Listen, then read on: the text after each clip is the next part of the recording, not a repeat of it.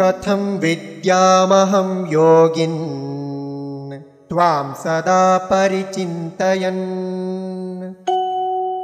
केषु केषु च भावेषु चिन्त्योऽसि भगवन्मया।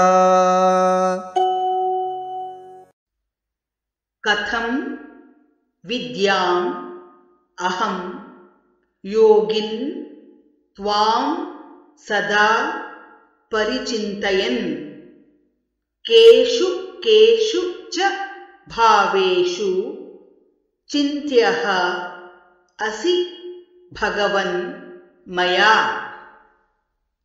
कथं विद्यामहं योगिन् कथं विद्यामहं योगिन् त्वां सदा परिचिन्तयन् केषु केषु च भावेषु चिन्त्योऽसि भगवन्मया। कथं विद्यामहं योगिस्त्वां सदा परिचिन्तयन्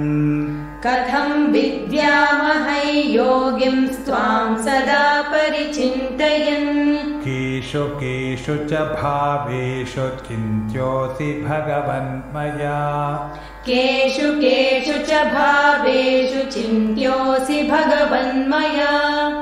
कथं विद्यामहं योगिं त्वां सदा परिचिन्तयन् केषु केषु च भावेषु चिन्त्योऽसि भगवन्मया। कथं विद्यामहं योगिं त्वां सदा परिचिन्तयन् केषु केषु च भावेषु चिन्त्योऽसि भगवन्मया।